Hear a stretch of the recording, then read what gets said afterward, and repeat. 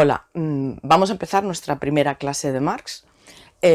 Marx es un filósofo contemporáneo de la segunda mitad del siglo XIX. Nace en Treveris, que es una ciudad de Rusia, de la antigua Prusia, actualmente Alemania. De ascendencia judía, su padre era abogado de familia de clase media. Comenzó a estudiar Derecho por presiones familiares, pero muy pronto lo abandonó para pasarse a estudiar filosofía. Trabajó las veces que trabajó, porque no trabajó mucho tiempo, de periodista, escribía artículos y en revistas.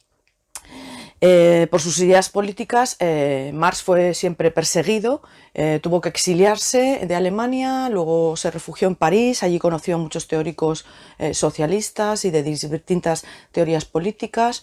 Es en París también donde conoce a Engels, con quien trabajó siempre muy estrechamente, de quien fue un gran amigo.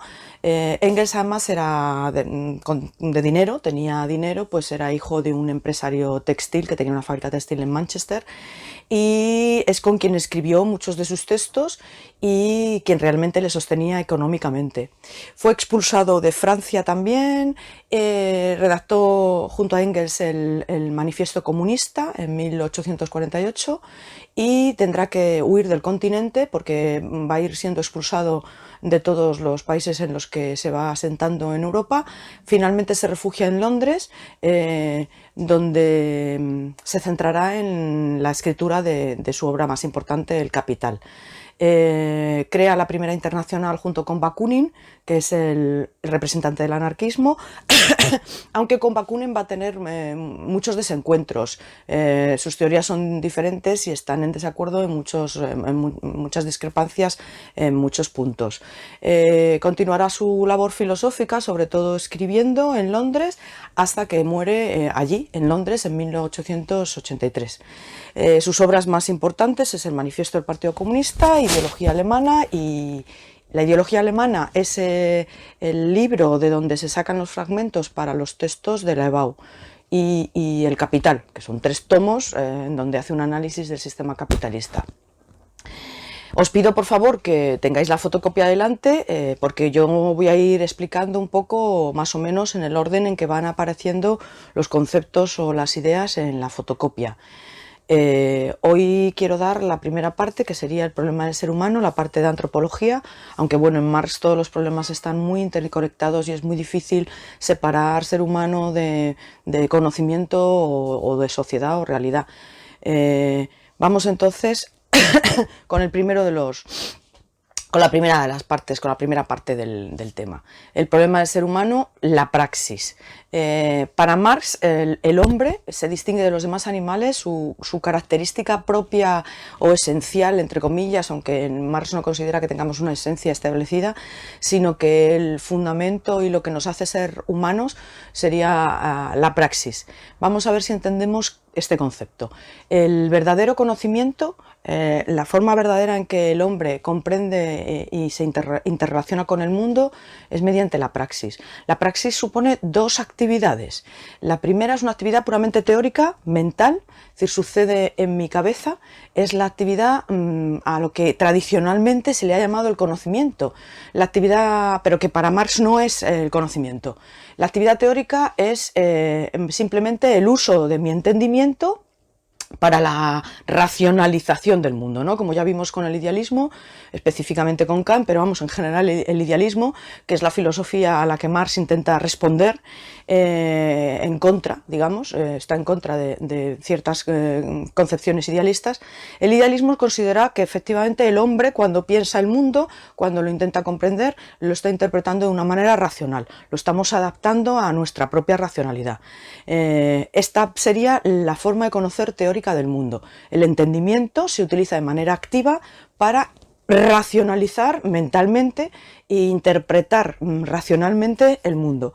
Esta actividad sería la parte teórica del ser humano, pero esta actividad no la podemos separar, y en filosofía se ha hecho tradicionalmente, equivocadamente según Marx, no la podemos separar de la actividad que él llama la actividad práctica. La actividad práctica concibe la sensibilidad no de una forma pasiva como hacía Kant, en donde se limitaba digamos, a recolectar los datos digamos, y clasificándolos en espacio y tiempo, sino que en Marx la sensibilidad es algo activo que además se pone en acción una vez que ya he construido mi interpretación teórica, una vez que yo en la mente tengo ya una racionalización del mundo. Dice Marx que ahora tendríamos que actualizar, hacer en acto, realizar empíricamente esa interpretación teórica en la realidad empírica, transformando la realidad. Esa transformación de la realidad para hacer la realidad racional, como decía mi entendimiento ha racionalizado el mundo, y ahora lo que tengo es que racionalizarlo en la realidad misma, en el mundo, de forma empírica, utilizando mi sensibilidad. Es decir, me tengo que arremangar para modificar y manipular el mundo y construir el mundo que está pensado como lo está pensando mi racionalidad. Transformar la realidad mediante mi sensibilidad activa. Por lo tanto, la praxis es una relación que se establece dialéctica, es decir, entre los dos elementos, que sería la interpretación teórica, el conocimiento teórico, y la actividad práctica, la acción práctica de transformación del mundo. Estos son los dos polos de la relación. Primero tengo que pensar para luego hacerlo real en el mundo. Estos dos polos van influyéndose mutuamente, interrelacionándose, afectándose mutuamente, pues que ya que en el momento que yo pienso la realidad, si luego la transformo, tengo que volver de nuevo a pensarla, porque la realidad ha quedado transformada. Luego ya mi pensamiento tiene que volver a hacerse efectivo, yo tengo que volver a pensar la realidad para de nuevo volver a transformarla. Y este proceso dialéctico es a lo que llamamos la praxis, la relación que no puedo separar entre mi actividad como ser humano teórica, mental, de racionalización del mundo en mi mente, interpretación racional del mundo, y la realización de dicha interpretación de forma empírica por medio de mi sensibilidad en el mundo, transformando el mundo. ¿Verdad? La verdad, y por lo tanto el conocimiento verdadero, es lo que el ser humano ha transformado racionalmente en el mundo. No es solo una interpretación teórica especulativa, abstracta en mi mente, sino que la verdad solo se realiza cuando esa interpretación teórica o abstracta yo la actualizo en el mundo, la hago real en el mundo, la transformo empíricamente el mundo.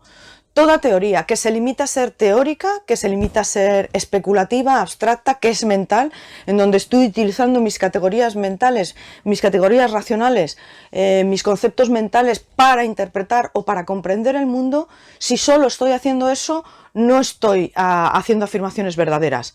Me limito, son falsas. Son falsas porque esas afirmaciones todavía no son verdaderas en la realidad. Tengo que hacer que sean verdaderas en la realidad. Esta sería la parte teórica del concepto de praxis. Voy a poner un ejemplo para que lo entendamos. Es decir, por ejemplo, en filosofía pensamos al ser humano diciendo de él que todos los seres humanos somos iguales. Esta afirmación es una afirmación teórica, mental, en donde el ser humano, en su análisis, hacemos una afirmación de nosotros mismos como objetos de conocimiento, ¿no? El ser humano todos los seres humanos somos iguales. Y dice Marx, bueno, esa afirmación es racional, pero hará falta que sea real. Es decir, que efectivamente en la realidad hayamos construido un mundo, una realidad, en donde de facto, es decir, efectivamente, todos los seres humanos seamos reales. Esa interpretación racional del ser humano tiene ahora que hacerse real, que sería la segunda parte, la acción práctica. Tendríamos que crear, construir, transformar el mundo y construir un mundo en donde efectivamente todos los seres humanos fuéramos iguales. Que la teoría y que la interpretación del ser humano como igual es falso, es solo una teoría abstracta, mental, es una racionalización de nuestra concepción del ser humano. Está claro, porque no hay más que bajar al mundo para ver que no todos somos iguales.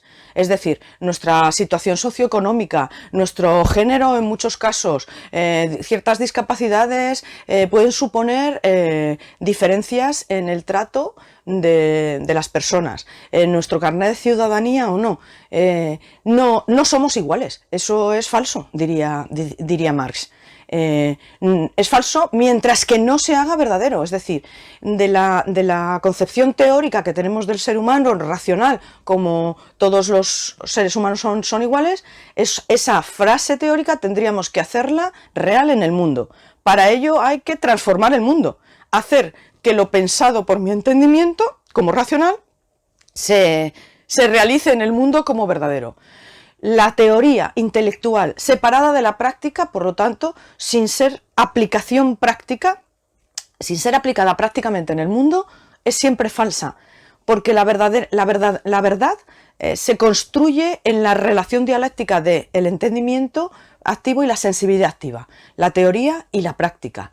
Hasta que yo no realizo en la práctica y construyo un mundo en donde eso que estoy pensando, esa teoría racional, se hace verdadera, la teoría no es verdadera, es falsa. El ser humano, entonces, para Marx, se realiza cuando transforma el mundo. Esa transformación debe ser racional, lógicamente, porque si nuestra característica fundamental es ser racionales, nuestra relación con el mundo debería ser modificar y transformar el mundo en algo más racional. Es decir, el mundo humano, la realidad humana, no sería como la realidad natural. Es decir, los animales se comen, se matan, se mueven por instintos de manera absolutamente sin ningún sentido ni razón, irracionalmente. El mundo humano, sin embargo, se guía por la racionalidad, o debería guiarse por la racionalidad. De manera que cuando un ser humano verdaderamente transforma el mundo, cambia el mundo, lo está cambiando, lo está humanizando, lo está haciendo más humano, porque lo está haciendo más racional.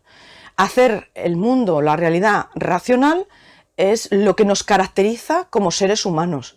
Realizar nuestra praxis significa eso. Primero, pensar racionalmente el mundo y luego hacerlo racional, construir ese mundo que hemos pensado racional en el mundo empírico real. La realidad, por lo tanto, para Marx es una construcción social. Los seres humanos construimos la realidad. La sociedad, por eso es la forma social, la sociedad concreta en la que nosotros vivimos y su estructura concreta y sus características concretas, es una sociedad la que está construyendo el mundo en el que vivimos. Está producida la realidad por ese trabajo, esa capacidad transformadora que tenemos los seres humanos.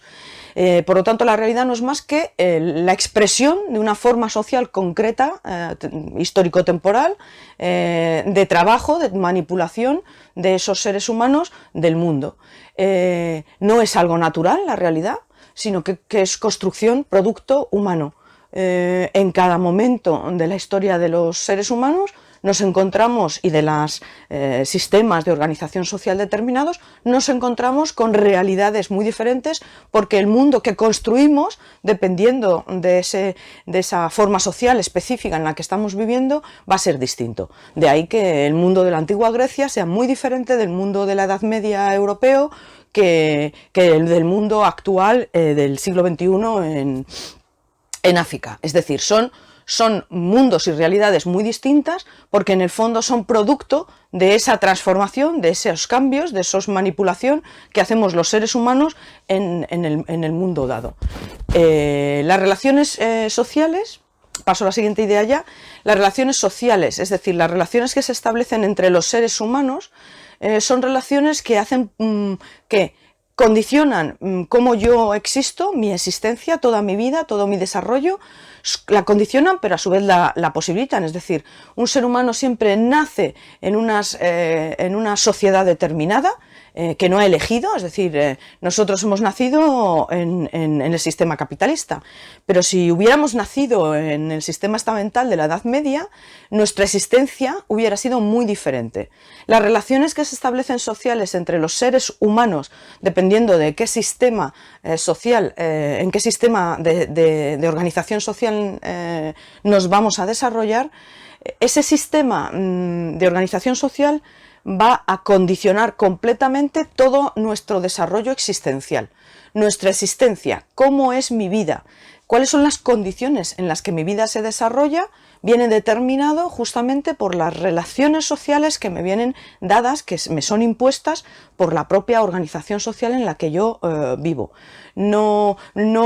Si son relaciones de igualdad, digamos, si las relaciones sociales en las que yo nazco y en las que yo me voy a desarrollar son de igualdad, pues mi existencia y mi vida, digamos, se va a desarrollar en dichas condiciones de igualdad. Me voy a sentir y voy a pensar y voy a ser tratada en condiciones de igualdad con cualquier otra persona o con cualquier otro ser humano, independientemente de cuál sea su función social en ese mundo, en ese mundo en el que hemos nacido.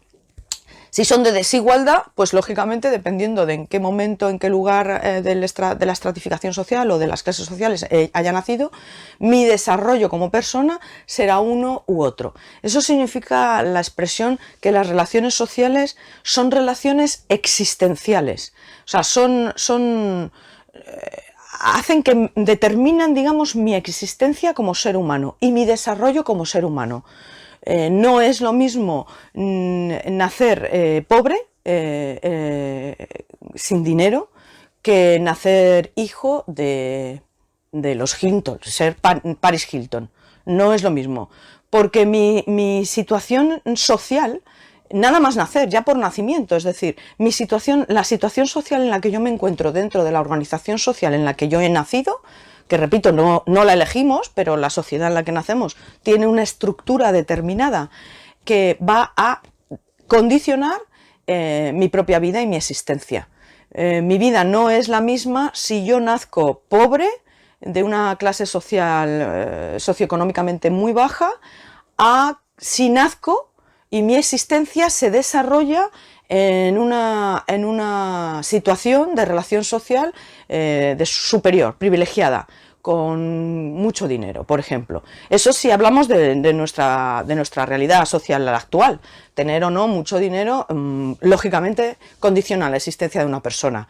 No nos vamos a desarrollar igual como personas, no se nos va a tratar igual como personas, no vamos a tener el mismo poder de decisión, no vamos a tener las mismas posibilidades de desarrollo, de felicidad, de justicia incluso, justamente por el lugar específico de estratificación en el que hemos nacido dentro de la sociedad en la que nos ha tocado vivir. Esto se da en cualquier sociedad, es decir, las condiciones sociales de relación social me hubieran afectado a mi existencia y a mi vida y a mi propio desarrollo si hubiera nacido en la Edad Media, que tiene un sistema de organización social muy diferente al actual, al de Marx en su momento, que eran los inicios del capitalismo, o al actual, que es un capitalismo ya muy desarrollado. Luego, el ser humano no tiene una esencia estática, inamovible, sino que en su existencia tiene su existencia y lo que él va a ir siendo, según se vaya desarrollando a lo largo de la vida, va a estar condicionado fundamentalmente por las relaciones sociales de la organización social en la que ha nacido y en la que se va a desarrollar. Luego, para explicar a un individuo, a un hombre, es necesario explicar esas relaciones sociales que le vienen impuestas por la organización social en la que se va a desarrollar. La existencia de una persona no es algo abstracto tampoco, separado de la realidad o del mundo, sino que está íntimamente unido y que condiciona su propio ser y su propia existencia. Mi vida va a ser entonces, dependiendo, ¿qué va a ser mi vida? La vida de un ser humano va a depender claramente de en qué sociedad nazco, y dentro de qué sociedad me estoy desarrollando.